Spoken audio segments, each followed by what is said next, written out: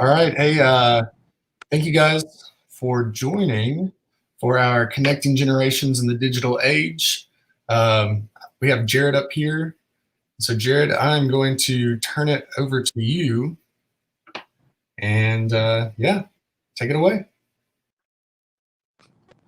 Hi, I'm Jerod Hollyfield. I am a professor at Carson-Newman University in the Film and Communications Department, and I'm really excited to be here on this panel. We're going to be talking about connecting generations through digital media today, and that's a project that's near and dear to my heart. I am the founder of a web series called the Assisted Stories Project, and the goal of this series is to profile people that live in senior living communities all over the American South. So people that are over 65 that live on either nursing homes, retirement communities, some communities for senior living. As you can probably imagine, COVID has sort of put the kibosh on our project for the time being, but we've been trying to find some other avenues of incorporating seniors and keeping the project alive. We did our first season in 2016 in Bowling Green, Kentucky, and unfortunately, we planned to shoot the second season in Nashville with a very talented Nashville filmmaker named Ryan Esterbrook. So the general idea, I produced and directed the first season, and what I hope to do in the future as we relaunch this project in the wake of COVID is to work with the filmmaker from a major southern city or a metropolitan area in all the states of the South, from Florida to Arkansas, West Virginia, and everything in between. But we would be working with a new filmmaker directing that is local to that particular community. So eventually we hope to expand. The series is going to be hosted at Carson-Newman, so we will have some web space devoted to that. It was up at a previous institution, and now we are in the process of moving that over, and actually perfect timing, re-updating the YouTube and the Facebook and the Instagram pages over the next couple of weeks. So I'm very honored to be on this program. I live in the Smith County, Putnam County area, so I'm a big fan of the station and really glad to be here today.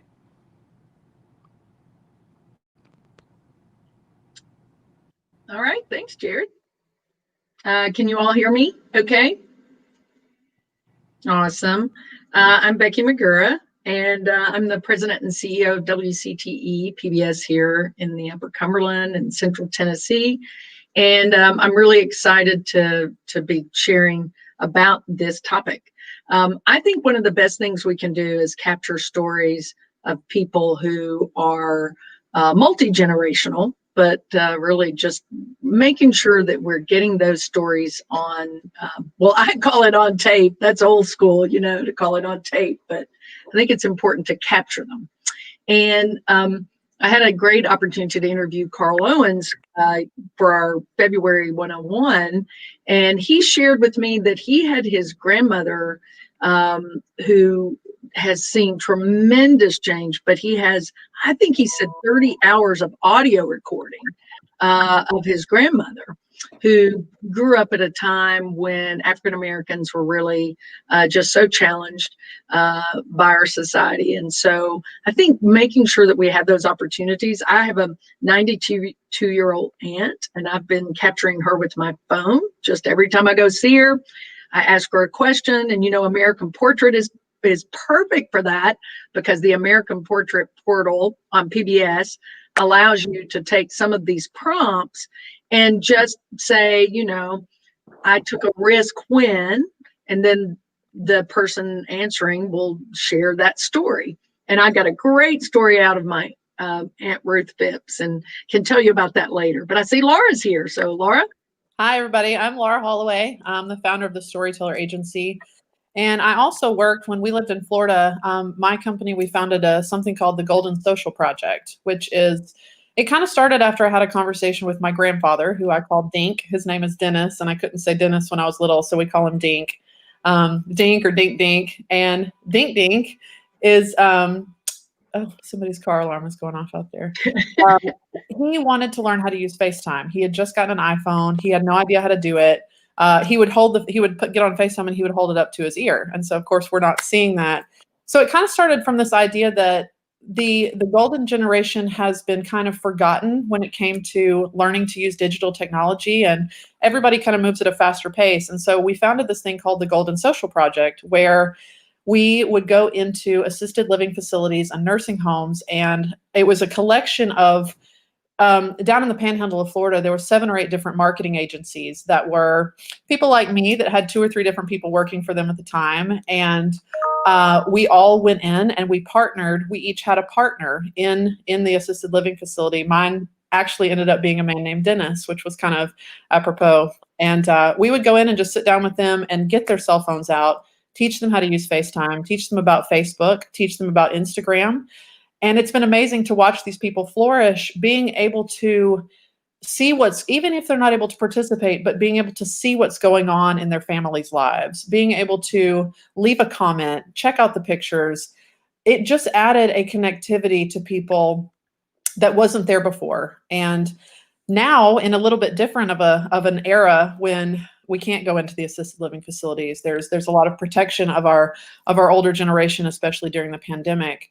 So it's trying to figure out ways to connect and raise the connectivity level to try to banish loneliness and try to banish this feeling of isolation that people have when they're trapped at home. I was just talking with someone the other day about how I feel so fortunate that I have 2 little children. One's 3 and one's 1, and they're constantly hanging on me. There's constantly grabbing or holding or hugging, and that can get annoying. But for people that live by themselves, especially for the older generation, when touch is no longer there, when there's no longer anyone stopping by to give them a hug, or there's no longer anybody that's there to shake their hand, and they're even afraid to go to the grocery store now, giving them a digital medium can make a world of difference. And so we have been trying to figure out with the Golden Social Project how to continue this without going physically into these assisted living facilities.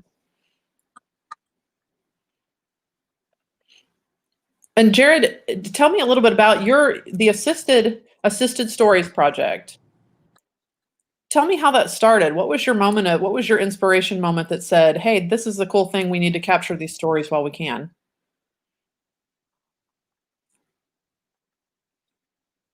Well, I moved to Bowling Green in 2012, and the apartment complex that I got there, there's not a lot that wasn't student housing in the area. So there was basically one apartment complex that was in an area that was owned by one of the bigger business people, entrepreneurs in the area.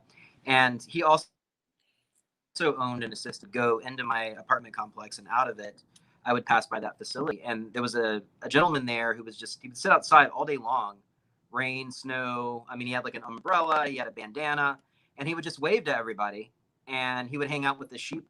And I just thought it would be it kind of sparked my interest. What's this guy's story? He was a little younger than a lot of the residents that we profiled. Bowling Green also had a lot of different retirement communities just then, and a lot of people retire there.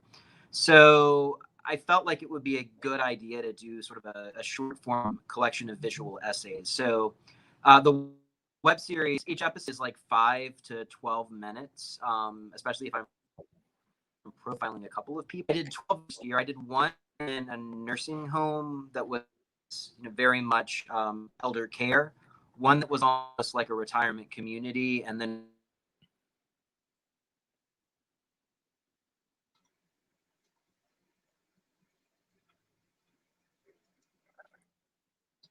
Did Jerod freeze? Jerod, did we lose you? Maybe. Well, for anybody tuning in, if you look at that link below, you'll see that if you go to facebook.com/assisted stories/, that's a great way to find out a little bit more about what Jerod's working on with this Assisted Stories project. And they've already filmed an entire season of these really interesting stories. Go ahead, Jerod. If we got you back, I'll let you keep going. Maybe. Yeah, he may need to leave and come back on. One of the things, Laura, because we're talking about how you engage people during COVID, and especially in assisted living or nursing homes where they really have no access.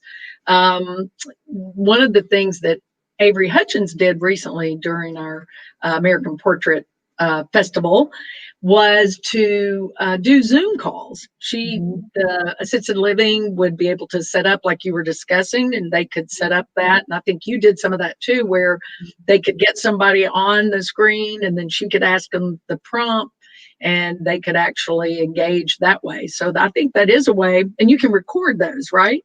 Yes. Yeah, and it's a great way too for people just to feel like their stories are worth hearing. I think that sometimes there's a feeling with that golden generation that they've been forgotten, and that they're, that the world is moving at a faster pace, and that they're better just to sit back and watch. And the truth of the matter is, if we don't have these conversations now and we don't capture these stories, just like with what the American Portrait series has done, and they have done such an amazing job of capturing stories from all generations.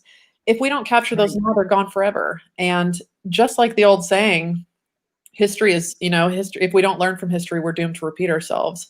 Right. There's really great lessons to be learned from the golden generation that can help us shape a better future for ourselves and for the generations to come.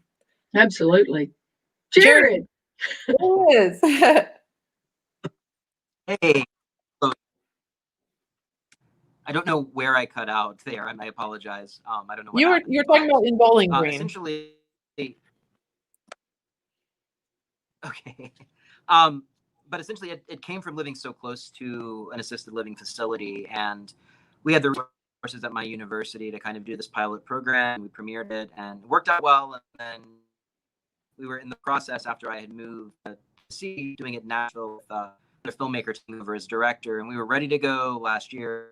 COVID hit, and we sort of were trying to figure out, as you all were saying, as I caught the tail end of the conversation, sort of how to go from here until we're able to get back into senior living facilities, because these are more along the lines of visual essays about the participants as opposed to them filming themselves. We listen to some of their stories about what it was like growing up in the South, what the South means to them, how they define it. We just had somebody that asked a great question that said, if I wanted to interview a family member but don't know what to ask, do you have a list of questions or know where I could find a list? And that's maybe we could just brainstorm a few questions that would be good conversation starters for that older generation, especially as if you're watching and you have family members that have an iPhone or an Android or somewhere they could get on FaceTime or Skype or Zoom or anything, what are some questions? What are some ways that we could get these conversations started and let them know that their voices are being heard? Jerod, do you have any ideas for that? As someone that's been working in this Assisted Stories project, what are some prompts that could get people talking? I think definitely. Oh, I think we lost you again. I think one of the main questions that I would ask. Am I losing you guys? It's kind of cutting in and out a little bit. Again. Good. I would say. I think I can hear you. I would say definitely not yes or no questions. And if there's a family story that you've heard a lot about growing up and never asked somebody firsthand about, that's the place I always would start, because, again, there's an urgency to this. If we don't capture stories, especially within our families, or we don't capture those stories for other people's families, they're gone and they sort of become myth. And it's always nice to see what the person involved has to say about it, funny families, because people will remember it differently. So getting that firsthand, I think, is a very good place to start. Other than that, just general differences. What's growing up? What was it like growing up? One of the things we tried to do early on in the pandemic was ask adults what their greatest hardship that they overcame was before this. And you've seen a lot of comparing like COVID to the Spanish flu or something like that. So I think that was helpful as well. Yeah, I think that's a great tip. And with the American Portrait series, some of the prompts that they offer give some really great starts. And one of my favorite ones that we asked a lot of people is, a tradition I carry on is.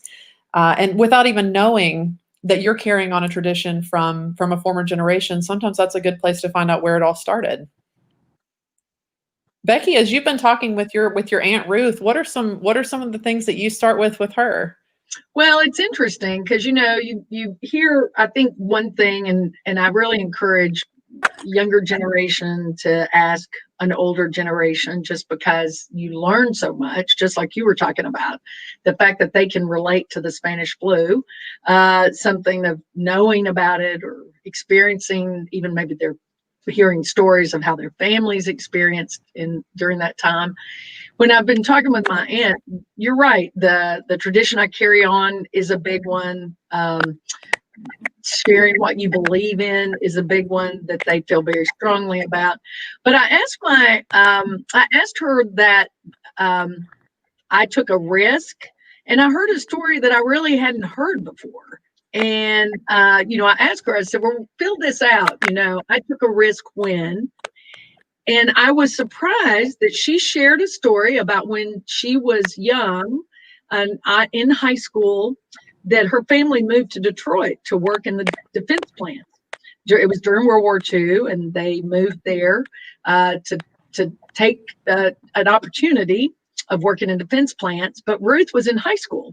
So she actually ended up in a Detroit City high school, and they had an indoor pool. Well, she came from the 8th District in Putnam County, which is below Baxter, very one-room school, had moved here to Cookeville and was actually in high school in Cookeville, but there were no indoor pools. And she shared the fact that her classmates really were kind of making fun of her and poking fun of her because she was from the South, and she was, they'd say, oh, country girl, I bet you've never seen anything like this. And what she didn't share with them is she didn't know how to swim, but she didn't want to be embarrassed. So she said, of course I know. Of course I know what this is. I know it's a swimming pool. And they said, oh, yeah, right. I bet you've never been on a diving board. And she went, of course I have. So she did. She said, and I took a risk because I went and jumped off the diving board and was going under, not to come back up, when a fellow classmate dove in and saved me, literally saved me, pulled me out of the pool. And she said, I'll never forget her name. Now, I've forgotten the woman's name, but Ruth called this woman's name, described her, even though it had been 70 plus years since she had probably even thought about that. The young woman was of German descent. Her family lived in Detroit. And I said, so how did that change you? And she said, well, first of all, she said, I shouldn't say I never took another risk like that, because I probably have. She said, but it made me appreciate that person so much, because she took a risk, by saving my life, but also by befriending me. And she told me later she knew what it felt like to be an outsider. She was German in Detroit, and during the middle of the war. And so I think Ruth got a lifelong friend that even though they didn't stay in touch, probably after she came back here, she'll never forget that person. Yeah. I think that a lot of times it's just opening the door for a conversation. I mean, I think sometimes just letting people know that you want to hear it, you want to listen. And so much of, storytelling as a whole it's the oldest form of communication. I mean, they were telling stories with paintings on cave walls. And we got together with my grandparents for the first time since the pandemic started. We got together over Christmas, and we all had masks and we're socially distant. And my grandmother was telling some stories about when she was growing up, and I had no idea, but she worked at the Pentagon. She had a job at the Pentagon as a typist right out of college, and at a time when there was not even a lot of women working there. And so just opening the door for these conversations allows us to gain this knowledge and to even get an even greater, I've always so admired my grandmother, and now I have even a higher respect for her for this thing that she did as a young girl in a time when it was a really male-driven world. And I that's something really cool that I always really hold close to my heart one day when I can't pick up the phone and call her anymore. Jerod, what's next for the Assisted Stories project? What's your plan now that you can't, during this time, which hopefully won't last very long, but during this time when we cannot be with our elderly neighbors and be with the people in the assisted living facilities, what's your plan now?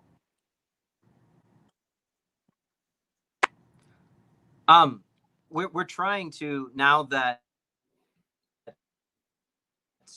we had wanted the healthcare workers to go in whenever they were working and help people, but we also ran into some legal issues because in our situations, we're not family, and sometimes there are legal issues because somebody might not have attorney or might not be in the right state of mind to sign a release form. So early on in the pandemic, a lot of the healthcare workers were like, we love this idea. We can't really now, but they're kind of getting to a point now that they can. So I'm hoping in the next little bit that we're going to be able to start taking submissions and putting them up on the YouTube page. We just kind of took a little bit. I do feel that the project's going to be very important and kind of hopefully kind of an announcement to a return of normalcy whenever we're able to go back into these places.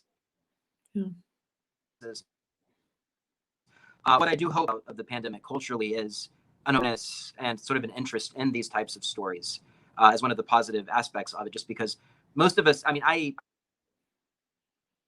saw my grandmother, but I ended up isolating for the week and a half just to make sure that wasn't going to be an issue, because I don't know that she's going to make it next Christmas. And I think for a lot of it, this has helped us appreciate our time with Absolutely.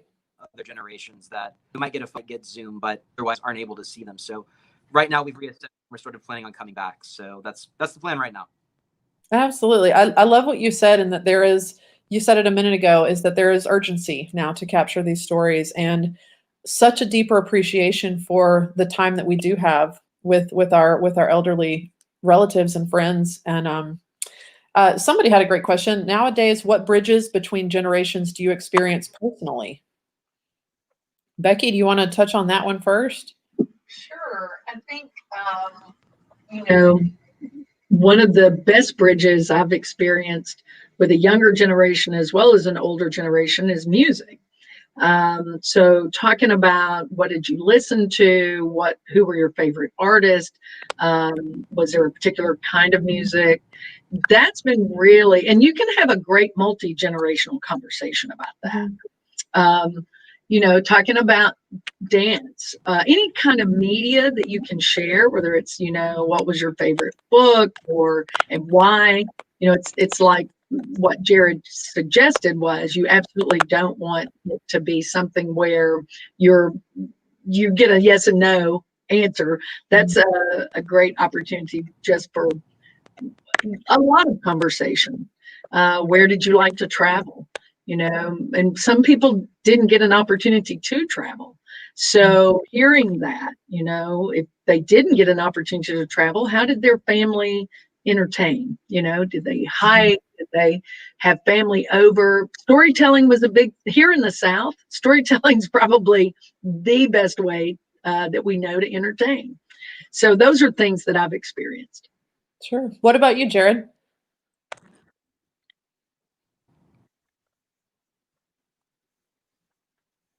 Well, I'm just sort of thinking, because so many of us were home so much more. My wife had this cookbook she asked for a few years ago that were family recipes and asked everyone to contribute. And I think food is especially important. I mean, people have a lot. Hash kitchen, I know, is a big thing. And I know during the year, I know people who had called their relatives and said, hey, you can't make whatever dish at Easter for me, so could you give me the recipe? We had kind of a funny moment our Christmas dinner, because we were trying to make a dish and we couldn't read a relative's handwriting. And it was kind of funny, but at the same time, I mean, if we didn't have a follow up with that in some way, like to say, hey, we couldn't read this. Did you mean cook this until it boils or cook this until it gets hot? Luckily, we got it right. But I think that's also a testament to visual documentary process that we're doing, just because there's so much that's important about tradition, and we rely on those in times of crisis like now, either just for a sense of familiar, and we want to go back to that. Sure. We have, well, this is another good question too. Misty asked, how many stories have you captured, Jerod? How many stories do you think that have been a part of the Assisted Stories project, or that you have in the can ready for the next series?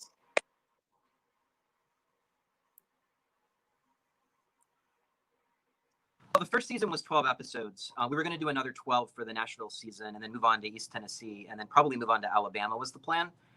Those are obviously on pause right now. Other videos of people that have just sort of submitted videos or have been with family or been able to do that. I think I've got my Facebook and my Instagram page. mean, this is something that into older people's or other generations' houses. That's not what we want to do, but if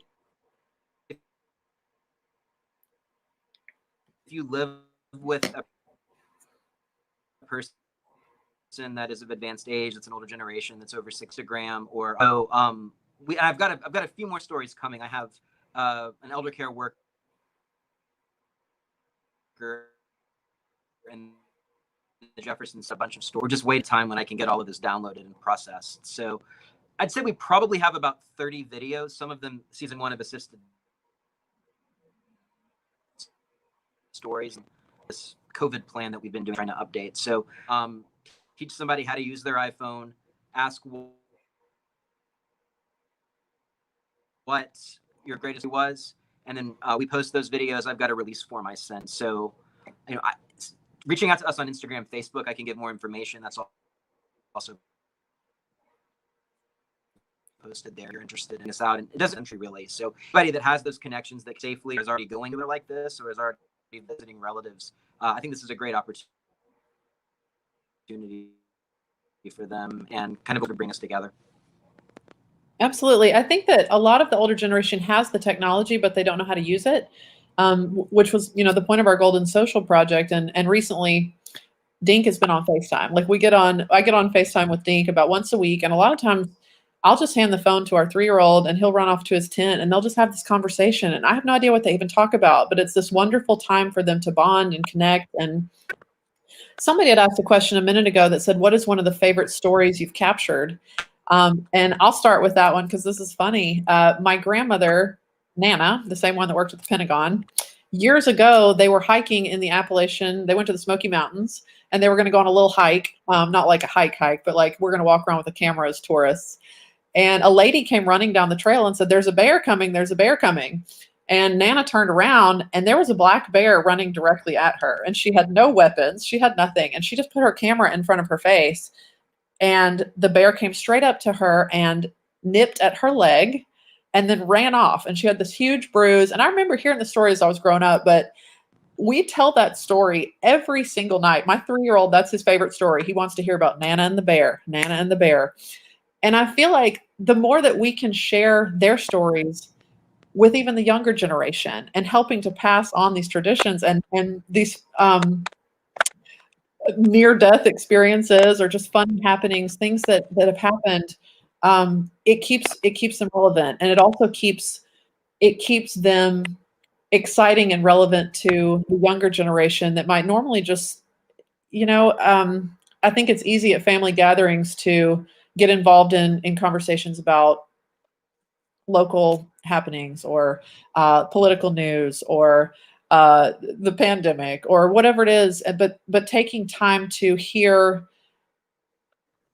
these true, almost like they've come out of a storybook. There's so many wonderful memories that are shared just in taking the moment to ask them to be told. Becky, I would love to hear the story you mentioned earlier. You said that you'd heard a story you had not heard from your Aunt Ruth before. I would love to hear that. Well, part of it was that one about her jumping off the deep end with no experience of swimming. I think it's always an opportunity to just to have those times to share and sometimes those prompts, like those American portrait prompts, will allow you an opportunity to ask something that maybe they wouldn't think about. I love Jerod's idea about the cookbook and about cooking, because that is such a unifying way. And, my mother had Alzheimer's, so she was an amazing cook. And we always just took for granted that she would always cook. Well, then she got to the point where she couldn't remember. She didn't remember how to cook. And unfortunately, she didn't write a lot of those recipes down. They were all something that she just did just very organically. And now that she's gone, I don't really have many of her recipes. I don't really know how to cook the way she cooked. And what I've started doing with my Aunt Ruth is when I'm with her, I'll say, so how do you make a pot of pinto beans? And I'll get out my, Noelle asked, how do you capture it? Well, I'll get out my iPhone and we'll go over to the stove and I'll literally video her step by step how you make something simple like a pot of beans or like a, pone of cornbread is what she says, or for here, chocolate gravy. Oh. She had me go through making chocolate gravy the last time I was up there. And I captured it on video so that we'd have it. So I do think it's important to just, however you can capture it. If you don't have an iPhone and you don't have some way to audio record it, then write it down. If nothing else, just write those stories down. Jerod, what's your favorite story you've heard in the Assisted Stories Project? Well, mine actually was a couple in Bowling Green that had been married 77 years, was a principal after the fact whenever he came back home. But he ended up meeting his wife because they were at a dance whenever he was in the military. And he met her and had he said kind of like Bozo the Clown red hair at the time. And literally had a meet cute. He turned around, she was carrying food, and he hit her and then just drenched her in this food. And they had a jokey relationship after that. He died last year after he was, I think, 103. But they were amazing. I mean, we went on a Memorial Day to shoot. It was actually the first day of shooting Assisted Stories once we got all the approvals. And he, at 94 at the time, was still doing the Memorial Day service for the nursing home and still fit in his uniform from World War II. That's how good a shape. Amazing way. And that's our first episode that we ever did. That's sort of the pilot of the pilot season. So that's up at our Facebook page. It will be up. I love that. Soon, but that's really got me excited about the project. I think that's such a wonderful question to ask too. Is just even the asking of how did you meet? Sometimes that's the most wonderful story, and especially for that generation when so many of them were coming back from a war or had gone to a war or leaving people at home. I've heard oftentimes the story of my grandmother talking about how my grandfather always played music, and he's still alive. They're both still alive. I'm very fortunate to have them. But he played in a band called the Sunshine Boys. And every Saturday night, the Sunshine Boys got together and played their music. And the money that they earned that night was what my grandmother used to buy groceries every week.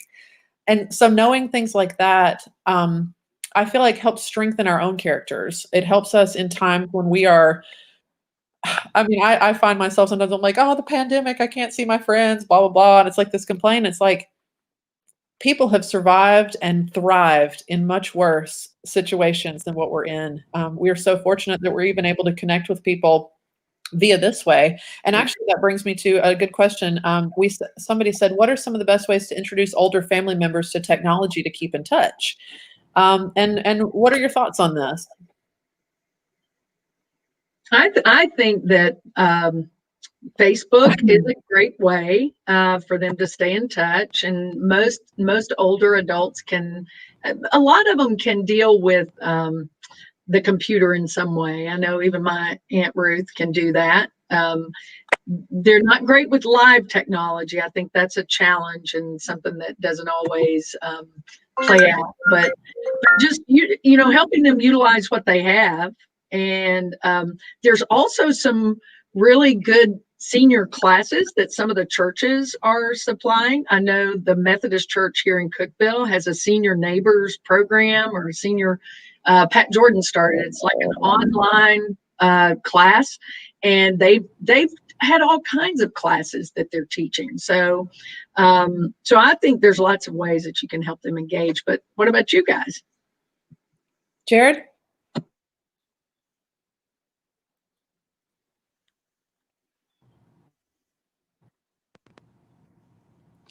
I think our healthcare workers are doing a great job, and talking to some of the healthcare professionals as we've been trying to get some of these videos, one of the things we might forget about is a lot of nursing homes and assisted living centers have classes during the pandemic. So like every Thursday will be or a tech class or a social media class in some places. And that's not really been going on. So I know that a lot of healthcare workers are kind of taking that extra step, and they're really unsung for this and sort of helping, connect somebody to a church service, to their family. And that's been very helpful. I think at the same time, within my family, my grandmother very much addicted to Facebook, keeping up. So having those moments or having somebody just to kind of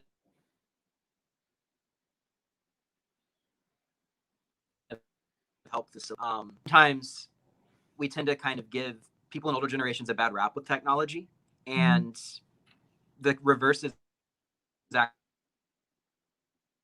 actually true. If you think about mechanical, we're kind of in the weeds on that. I know, like, having recently bought a house and realizing how hard work, I think I know much less than I should know to be able to like critique my parents or my grandparents for not knowing how to use Facebook. It seems like kind of like a little thing compared to the just vast Grand Canyon of basic things that I don't know as an adult. So I think we give them a bad rap. And I mean, I found most people that are in older generations are great with technology to be. So I don't really think it's like a cause people really need to take on. It can be something very casual. And again, our healthcare workers are doing a great job of that. And various community groups talking to those healthcare workers, kind of taking up that extra step that we don't really think about as part of health, which is that human interaction and sort of the aspect. And having this week class regimented schedule people that live in those communities. Yeah, absolutely. We just had somebody that offered a great tip that said they love the live photo frames where family members can add photographs from their phones and it will ding to let older adults know that a new photo has been added. That's great. I mean, I think that's a fantastic technology that even if people are not comfortable with Facebook or comfortable with FaceTime, this is a great way to let people know, hey, I'm thinking about you. This is what's going on in my life. I want you to know you're still a part of things and you're still relevant and important to me. So that's a great tip, Kayla Beth Adams. Thank you for sharing that. I wanted to touch on one thing as we're talking about introducing this technology to the older generation. A hurdle that we found as we were doing the Golden Social Project is that a lot of the residents of the assisted living facilities were very skeptical about technology. There was a distrust of technology, and they had all been very warned and very made kind of on alert about all the scams that take advantage of the older generation. And so what are some ways that we can encourage the use of digital technology or the use of sharing via film or sharing via video without what are some ways that we can help protect that older generation from the terrible people out there in the world that are trying to take advantage of them joining in on the digital conversation? Yeah, I think you have to be, and I want to say hey to Kayla. She's my great niece, so I know she's tuning in from Mississippi. So it's good to see you. Well, I don't get to see you except your little icon, but it's great to have you be a part of this. And she's had great experience as activities director in nursing home here, and so that's a great tip. And then Kate Spears gave us that tip about Marco Polo being another app that you can download for sending short video messages. And I love that. I didn't even know about that one. I just remember playing Marco Polo as a kid around the pool. That was fun. But, I think you do have to be cautious about one thing that I worry about a lot for my aunt is her being taken advantage of, to be honest. When I'm visiting her, the phone will ring 1 or 2 times a day of some scam. I mean, literally some scam trying to get her to get on and, acting like there's something wrong that she needs to send money for. And so I think it makes us all want to be very protective. But so how can we protect them in a way that they can still use the technology, but not get trapped in that? Yeah, I think I think a lot of it has to do with making sure that they know how to use the technology correctly, and also just making them aware of the potential scams that are out there. I think that it's always a good idea to say, hey, if you get an email from somebody, or you get a message from somebody, or a Facebook friend request from somebody that you don't know, check in with your caregivers, or check in with your spouse, or check in with somebody else to be like, hey, is this legit? Like, let's take a look at this and make sure, because it is so easy. It's the scammers out there, man. They are smart. There are some smart cookies, and they always seem to know. And with the incredible access to information that's available now online, they know your name, they know your kids' names, they know your grandchildren's names. And it's so easy for them to even send an email and be like, hey, this is your granddaughter and I need some money. I'm in Europe. I can't get home, or whatever it is. And of course they want to help. So it's definitely, Jerod, as you were going into these different facilities, is that ever something that you dealt with or talked about, or do you have any thoughts on that?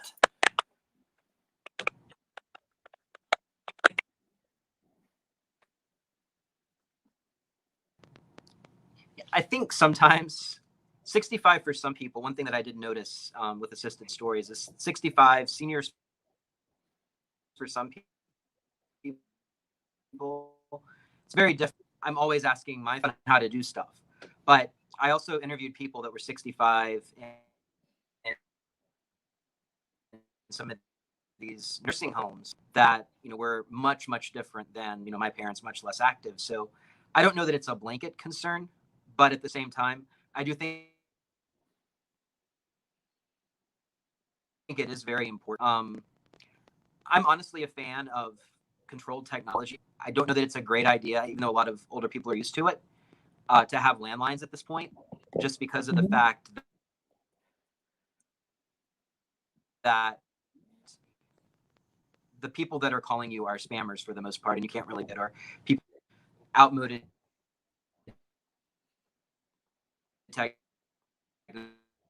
technology is where a lot of people are generation making sure that there's like a technological literacy in a very casual way, and trying to communicate with older generations means they're a little more safe. I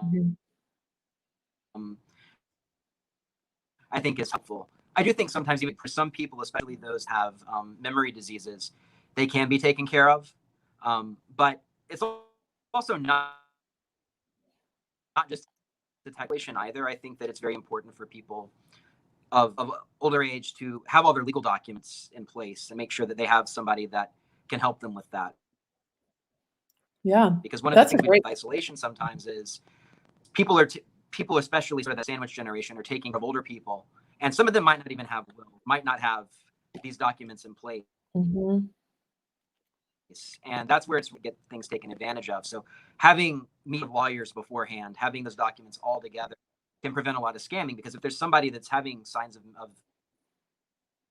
dementia and might be easy to be taken advantage of and has total control of their bank account, that can be prevented without really using technology, just using old school 1776, legal documents. So it might not just be a technological solution. It's like a pen and paper solution. Yeah, I think too, it's also, there's a responsibility for us if we are encouraging the older generation to use this technology. There's a big responsibility. If you're the one encouraging, you also need to be the one that's checking in and making sure that they know how to use the technology, that nobody's reaching out to them in a way that that isn't appropriate. So, and there was another good comment that said one good thing about using technology is that we have records of these memories, and that's so important. I think of relatives, friends and family that I've lost, and wishing that I just had one more picture or just heard one more story. So I think that that's a great point, is that this is it's our obligation. It's our obligation to capture these stories and to capture these worldviews so that we can take them on with us as we carry forward. I just want to make one last comment before, I know we're probably getting close to wrapping up.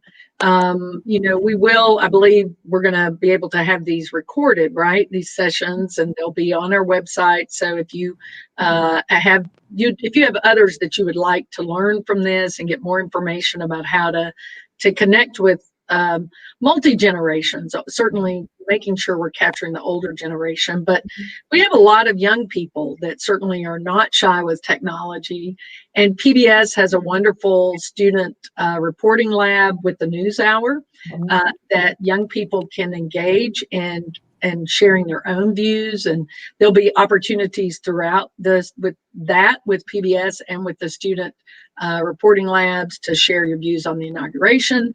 And so we really just encourage everyone to check out pbs.org and look at all the ways that you can engage through technology.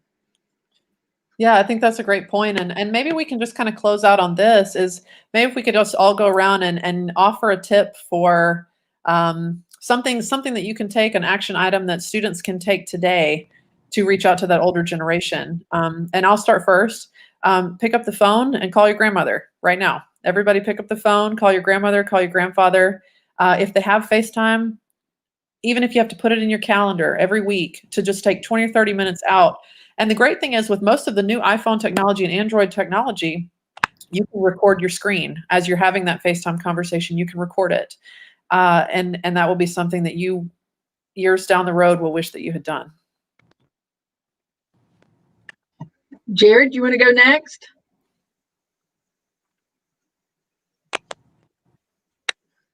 Sure. I do a lot of driving because I live in the Putnam-Smith area and I teach over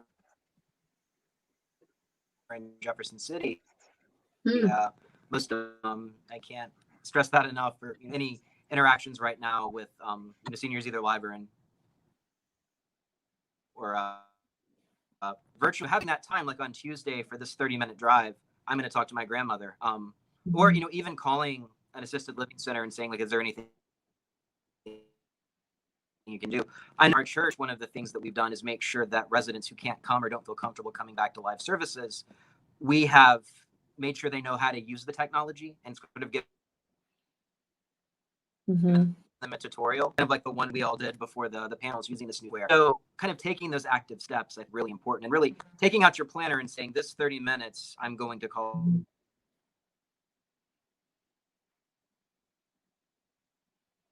all this particular. So that's, being about it is. Yeah, I think that's, I don't want to interrupt, but I think that's true. I think it's, those are great suggestions, and especially to set that regular time, that consistent time. I think that if you can make a face-to-face visit, that's always the best. If you can't, then a phone call, a Zoom call, any way that you can connect. And even something that I've been trying to do very intentionally, both generations, is handwriting something, a card, a postcard, a letter, and sharing a specific memory in that. And it doesn't have to be long. It really doesn't have to take much, can just be a card. But doing something like that, I think I cherish anytime I get a handwritten note. So I would encourage that. Sure, that's a great idea. And it's also just a good idea just to reach out to your older relatives or to members of the older generation and just ask, hey, are you interested in learning more about this? Because sometimes if you don't know what you don't know, and knowledge is power, and just empowering that generation with the technology can be the difference between loneliness and connectivity. So anybody that wants to chime in on this, please watch later. This will be, even though this is live now, this will be taped and available on the WCTE website.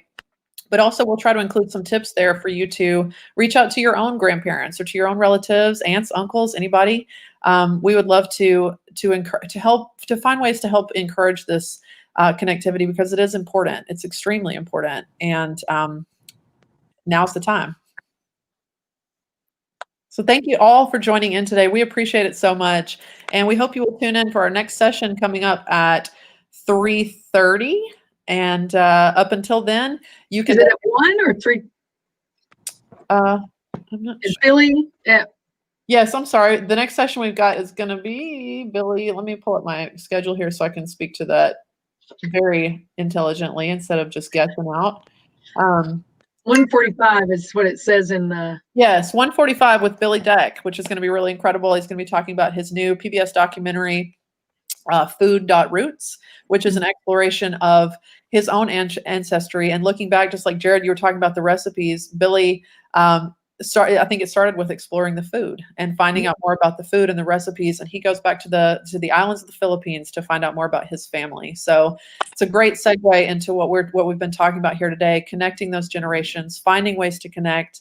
And in the meantime, in between now and then, please tune in WCT.org, and you can check out any of the links to any of the winning films from this year's festival. There's 26 different films from students of ages 13 through the end of the days. And they're really great films, both nonfiction and fiction. And it's just a really cool thing to check out. It's all free, and we really appreciate you guys all tuning in today to be with us. So have a wonderful day, everyone. See you.